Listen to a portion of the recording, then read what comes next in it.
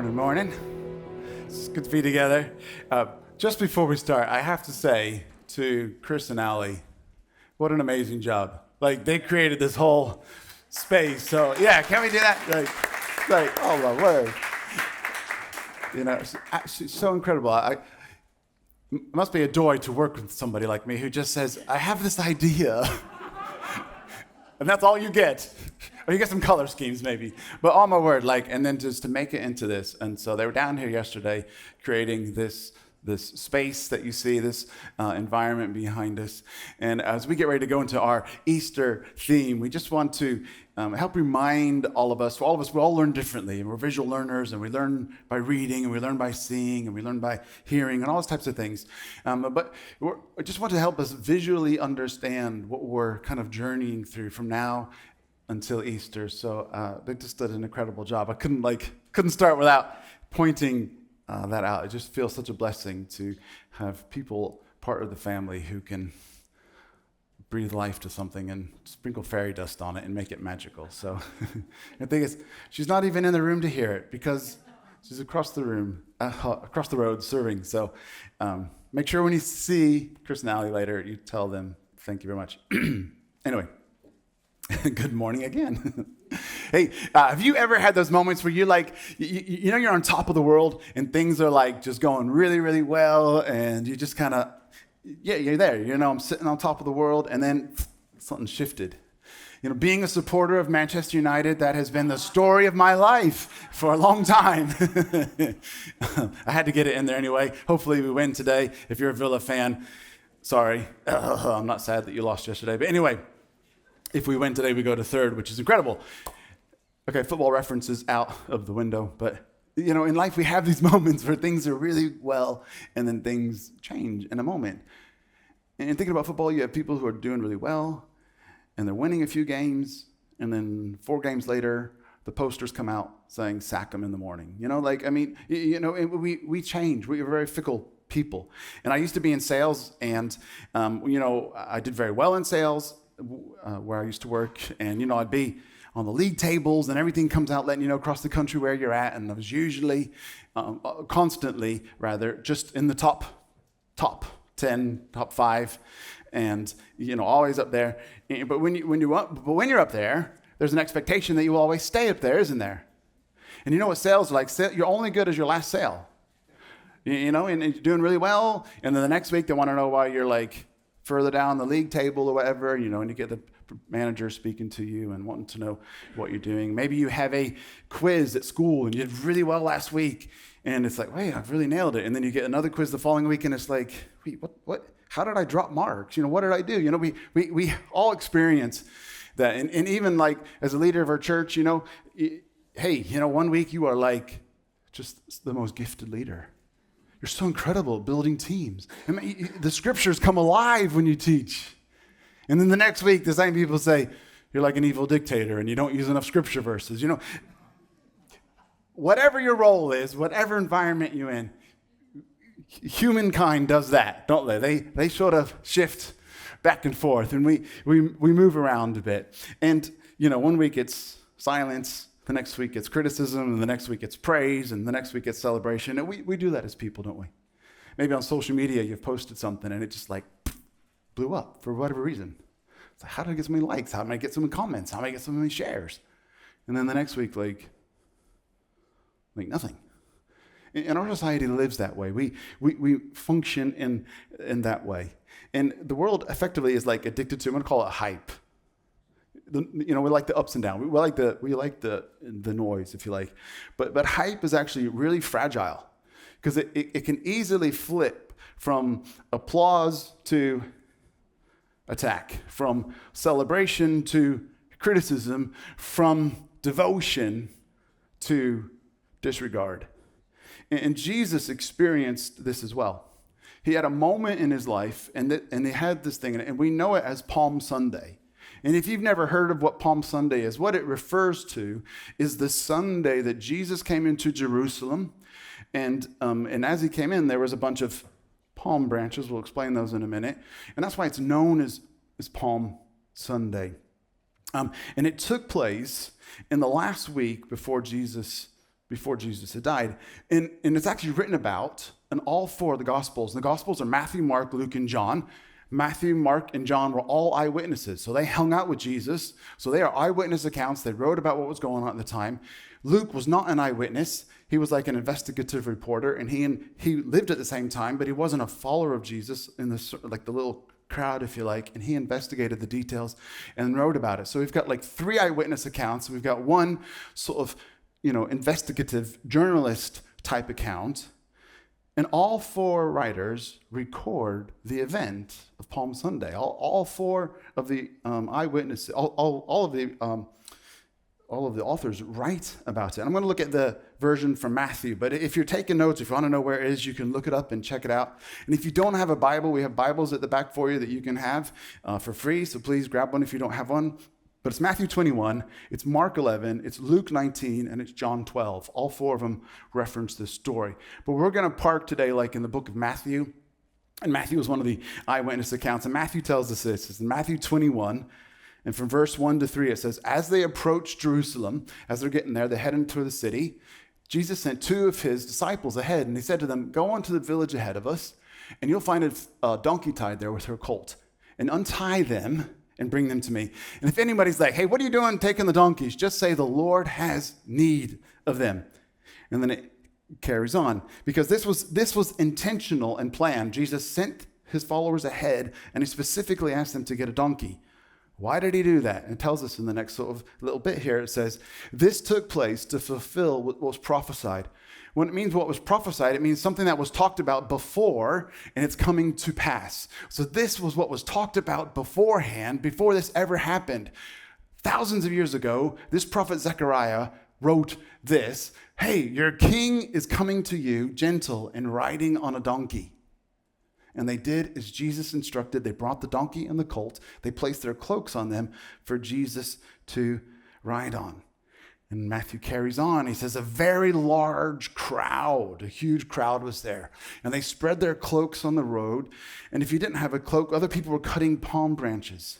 And they were creating a pathway. They were creating like a red carpet moment.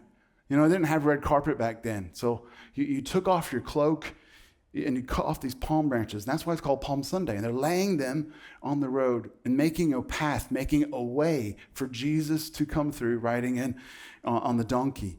And the crowds that went ahead of him and the crowd that was behind. So we got there's a throng of people in the front and behind. And they're crying out, they're singing, they're shouting.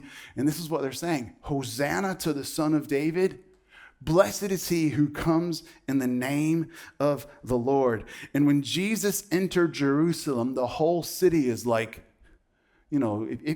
your phone would be like firing up if you had mobiles back then. Okay, it would just be like pinging off the charts. It'd be like saying, oh my gosh, you never guess who's just like come into my coffee shop and hit you or whatever, pick some sort of like mega pop star at the moment. Like, I don't know, Benson Boone has just ordered a coffee and he can't stop flipping. You have to come see it. Something is going on, right? And this is what's happening. The whole place is going crazy. They're like, okay, maybe if you're older people, Brian May is just sat down in a bookstore somewhere and, he wants to talk about physics, okay? I don't know. You're like, whoever your Lord of celebrity is, or you're ever sort of like, oh my gosh, this is an amazing type of person. This is what's happening. The whole city is abuzz and alight. And they're thinking, what is going on? Who is this? Who in the world is this person? Who is this? And the crowds answer, this is Jesus, the prophet from Nazareth. Okay, this is the scene. This is what's going on. And there's so much hype. There's so much going on. Now, Passover is one of the religious festivals. Remember, Jesus was a Jewish boy. He grew up in a Jewish system, and he studied Judaism. If you studied Judaism in school, this is what Jesus and his first gang of followers were all good, obedient Jewish followers. They followed Judaism. And they have to be at Jerusalem for 3 festivals every year. And one of the festivals that all the men were required to go to is Passover. So they are going to Passover. That's why the city is so full of people, because you had to go there. And you know what religion's like. If you have to do something, if you don't do it, you're kind of in trouble, right? So you have to go. You just imagine everybody's going there. Everybody's gone there for years and years and years. It's what everybody in your school does. Everybody in your city does. Everybody in your village does this. Everybody in your family. You have to do it. You can't get away from doing it. So you go to this religious festival. And the scholars estimate that a couple 100,000 people, on top of the normal couple 100,000 that lived in Jerusalem, would have had to converge in Jerusalem. So this is a noisy, crowded, big deal. And if there's a massive crowd jostling and trying to make space, and then for some reason people are like pushing through, singing songs, and some guy's riding in on a donkey, and they're just taking their coats off in front of them, and they're making space in all of this crowd and all of this throng, and they're singing, Hosanna, Hosanna to the King, blessed is he who comes in the name of the Lord. You can understand why in the world this was such a big deal, like what's going on. And this isn't the first time they would have gone there. Even John, one of the eyewitnesses, writes in John chapter 2 that Jesus and his followers were heading to Jerusalem for the Passover. This was 3 years earlier. So Jesus and his followers, they would have gone to Jerusalem for the Passover every time. This isn't their first rodeo, right? I mean, they've done this before. They're going back to this thing. But this time is different. Something happened a couple of days earlier. And in the story, if we look at the timeline, a couple of days earlier, Jesus raised somebody from the dead. Okay, that's crazy. Okay, this is crazy. But he raised Lazarus from the dead. And a lot of people knew who Lazarus was. And a lot of people had started traveling here because of this. And Luke tells us that people are talking about Lazarus having been risen from the dead. Who is this person? This is Jesus, the guy that brought Lazarus back from the dead. So you see, there's like this extra buzz going on about what's happening. And the word just really spreads like wildfire. And if you were one of Jesus' followers, wouldn't you just be like, oh man, like full on entourage? This would be an incredible moment. That's it, make some noise. That's what happened. There were loads of people making noise when he arrived. And like, just imagine if you were hanging out with Jesus, you'd be like one of the roadies or one of the people with the gig or one of the like, whatever it was. Like, could you imagine hundreds of thousands of people? You just would be like, I can't believe it. What is happening? This is incredible. Like, they're recognizing Jesus as the King, and he's coming to Jerusalem, and this is when it's all going to happen. This is so exciting, so exciting. And they're just like, oh my gosh, and blessed is the King. Blessed is the King. They don't like mince their words, do they? Blessed is the cool guy, or blessed is the great teacher, or blessed is the great prophet. No, the King. They're singing, here's the King. Here's the King. And of course, that would have been a problem because, remember, they lived occupied, which means the Romans bossed them about. They were effectively like slaves, if you like, occupied people. They were allowed to do what they do as long as they did what the Romans told them to do. So the Romans were the bosses. The Romans were in charge. And here, the whole crowd is singing, hey, this guy's the king. Okay, this would be pretty disruptive and pretty radical. And it looks like a victory parade. It looks like this incredible celebration. But Jesus knows something that nobody else knows. Because in 5 short days, these shouts of celebration will change to shouts of vengeance or shouts of attack. The applause will go to attack, and it will go from celebration to crucify. The crowd will scream for his blood. The ones that wanted a crown on his head in just a few days are now going to ask for nails in his hands. And Jesus knows that there's something different. And even though he knows something about this time in Jerusalem is different, he doesn't quit. Still, he went. Still, he went. You see, the crowd wanted a different kind of king, didn't they? They wanted political freedom. They wanted to be freed from the Romans, get rid of this nasty bully, kick them out of our town, etc. They wanted comfort. They wanted, basically, they wanted peace. They wanted control again. They wanted change in their circumstances. And think of it like this. They wanted a king to fix the external world, what's going on out here. But Jesus came to fix something deeper. He came to fix what was going on in here. He came to fix the human hearts, not your circumstances. They wanted him to be something that he wasn't going to be. They wanted him to be something that he didn't really come to do. He didn't come to defeat Rome. He came to defeat sin. He didn't come to defeat Rome. He came to defeat shame. He didn't come to defeat Rome. He came to defeat fear. He didn't come to defeat Rome. He came to defeat that which separated you from God and repair and reconcile the relationship with God. He didn't come to do what they wanted him to do.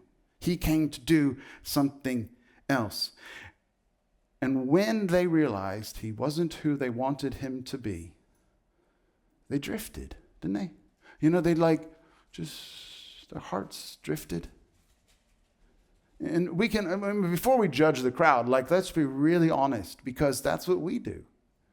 Because as soon as Jesus doesn't fix something for us the way we want it fixed, how easy is it for us to drift?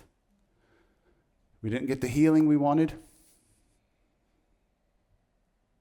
We prayed for it, didn't happen. We drift. We believed that this relationship would be fixed and work out properly. It just didn't. We drift. We asked for circumstances to change, and they just didn't. We thought faith would make life easier. It didn't. We drifted. We thought that loved one in our family, who our hearts were desperately broken for, who desperately wanted to see them free and their hearts change and come to know how much Jesus loves them in spite of everything else they're walking through and experiencing. And we've wept for them, and we have cried out for them, and we have asked that God would move in their lives, and we don't see it happen. And the crowd drifts. You see, as soon as God doesn't do what we want him to do, it is so easy for us to drift. It's so easy to go from celebration to criticism. Because he didn't fix the thing I wanted him to fix. I thought you were a king riding in to change everything. But he isn't that kind of king. And maybe you're here this morning, maybe you know that you've pulled back somewhere in your heart. Maybe you've stepped away. Maybe that's happened. But do you know what is so incredible about this story? Even though Jesus knew that they would misunderstand him and did misunderstand him, he carried on. They were right about him being a king. That was right. That was true. But they misunderstood he wasn't the kind of king that they were looking for or thought he was going to be. They misunderstood who he really was. They didn't quite get the picture clear. They didn't quite understand it. And he knew that they misunderstood him. And he knew that some of the praise was hype. He would have known that some of the praise was just this crowd getting swept up into a frenzy and being excited about what's going on. He knew some of the people's hearts would have been like that. He knew some of the people would have just been going along with the motions and joining in because everybody else was throwing down a Coke. Everybody else was cutting palm leaves. I'm going to join in and get involved too. He would have known that. He would have known that. Even though he knew that they would oppose him in just a few days rather than receive him. And even though he knew that this road that they were laying out would lead to death, still he went. Still he went. He did not stop. Love keeps going even when it's misunderstood. What a king. What a God. And Luke also records a little detail that the others don't have. And what Luke writes, in Luke 19, it says this, as Jesus was coming to Jerusalem, as they were approaching Jerusalem, he writes about Jesus' response, and it says that he began to weep. And he says, if only you knew on this day, if only you knew, if only you knew today, if you only you knew today, what will bring you peace? But you can't see it. You know, I wonder, was he sitting on the donkey, riding down on Jerusalem, and the crowds singing his praise? The disciples are like, oh my word, what's going on? And as he's getting closer and closer to Jerusalem, he just begins to cry. They're thinking like, oh wow, man, he's just like really moved. This is incredible, you know? He's so moved by everything that's going on. But he's just weeping for the people. He's weeping for the city. And the crowd is shouting, but Jesus is weeping. What an interesting thing. He can see their blindness. He can see their resistance. He can see their obstinance, their defiance. He can see through it all. He can see through the coming pain. And he doesn't respond with anger. He responds with heartbreak. See, he's a different kind of king. I mean, what kind of king responds like that? Yeah. You ever had a parent who misunderstood? Whether you shout, scream, slap, kick, I don't know, punish you, take away your Xbox, like what happened? I don't think your first expected response is for that person to start crying. How about in school, you get in trouble, like C1, C2, C3, all right, you're in detention, okay, whatever it is. Yeah, it doesn't go to like, okay, people in authority don't weep over people who misunderstand you. People in authority don't have their hearts broken for you when you're the one in the wrong. Right? The crowd is the one in the wrong. And this king is so different to any other king we expect because he doesn't respond with anger, disappointment. He doesn't lash out. He doesn't cut you off. He responds with tears. He responds with tears. Man, he just keeps going because he cares. And maybe some of us, maybe we're not really sure if God is even real, or if it is real, maybe he's just going to be disappointed with me or frustrated with me. Maybe because maybe I just get things wrong all the time, or whatever it is. We just feel like we can never measure up. We're never going to get it right. We don't understand enough about it. And if you've ever felt that, this story alone should remind you that he's not like that. That even if we misunderstand him, even when we get it wrong, he cares. He cares. He doesn't come to punish. He doesn't come to punish. He comes to care. Love grieves when it's rejected. Love keeps going even when hearts are closed.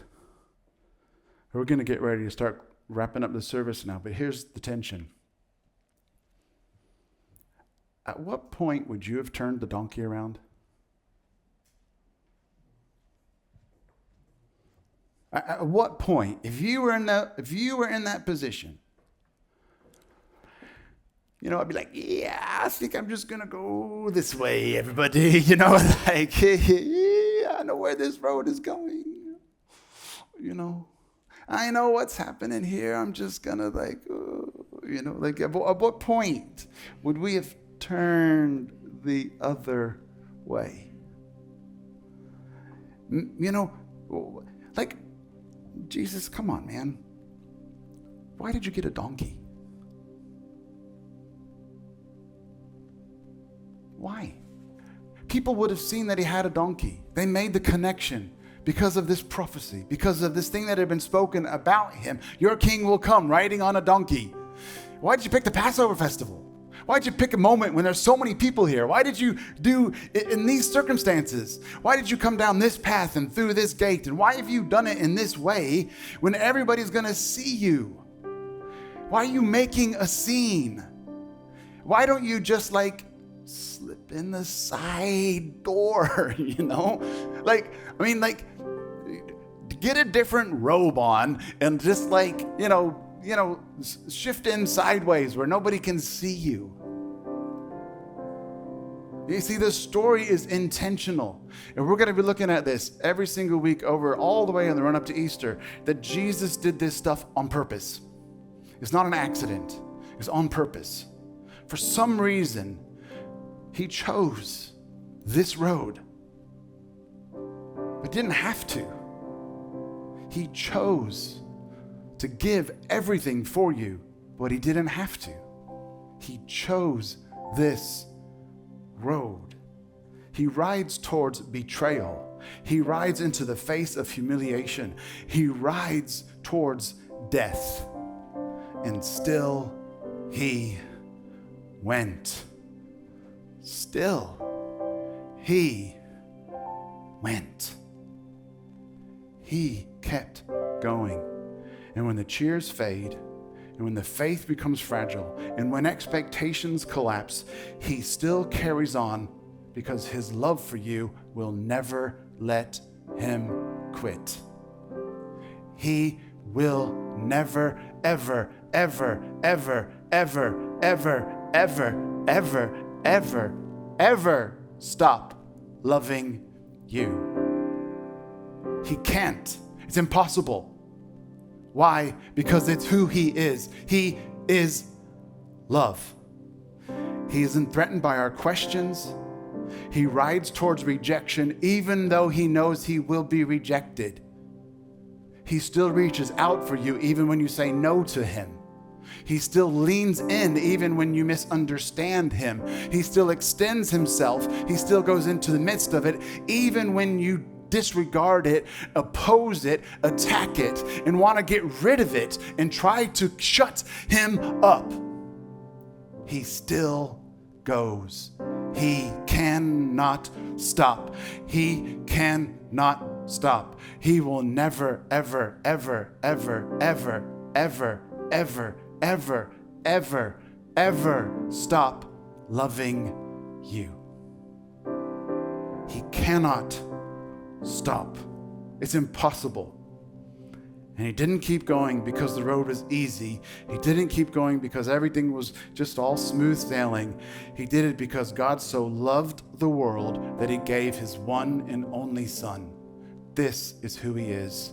And this is what he came to do. And for everyone, all of the shouting crowd, anyone there who chooses to place their trust in him and believe that he is the one, you're never going to die. You're going to experience this everlasting life. And John carries on writing. This is John 3:16 and John 3:17 if you don't know. In John 3:17 he carries on and he says, because I didn't send my Son into the world to condemn the world, to destroy the world, to wipe you out, to tell you that you're no good, to tell you you're just a failure, you're a scum, out.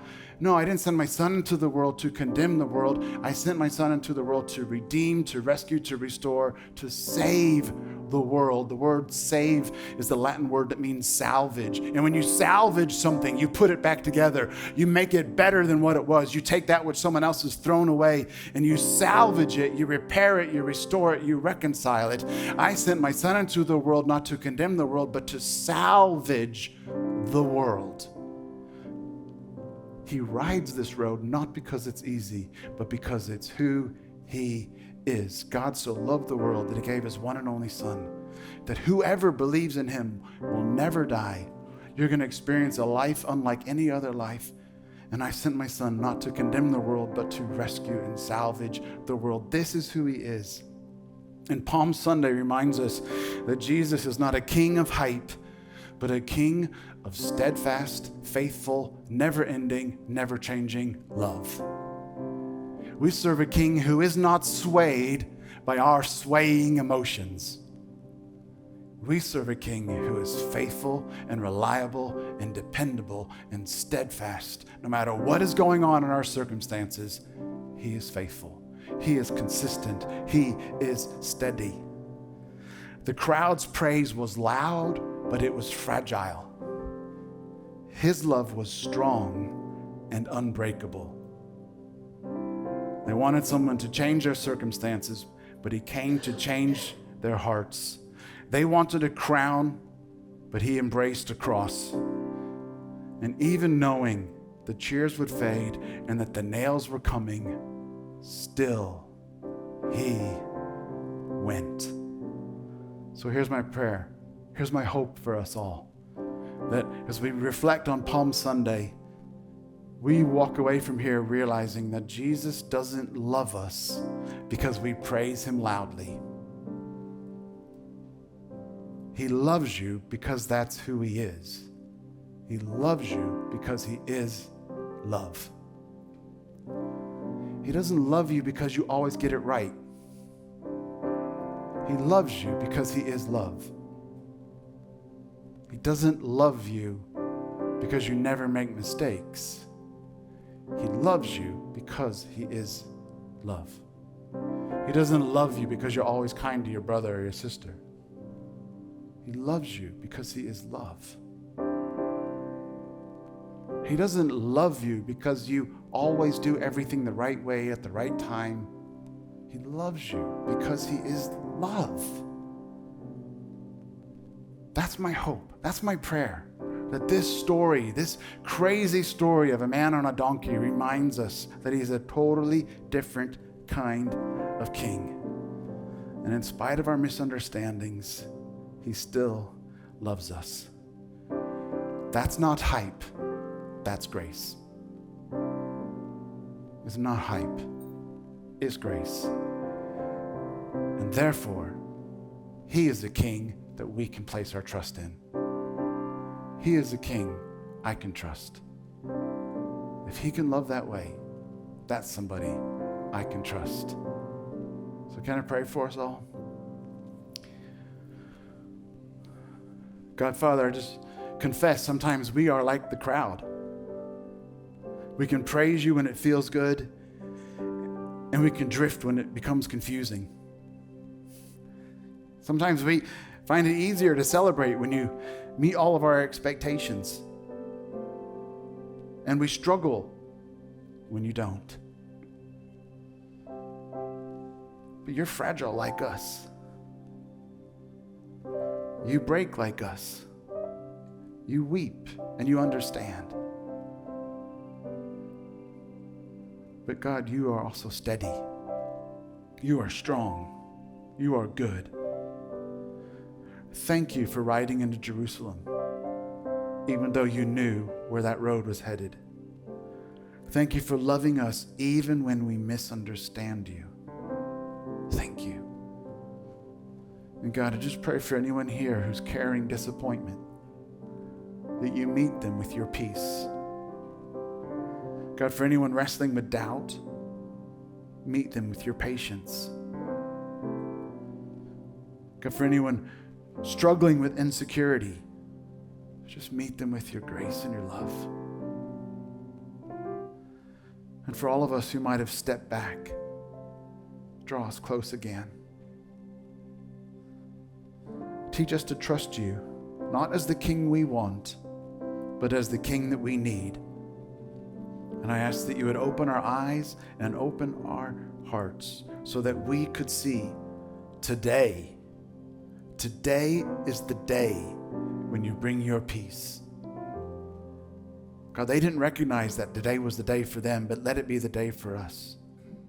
Let today be the day when our hearts and our eyes are opened and we can understand more of who you are. And in your wonderful, precious name we pray. Amen.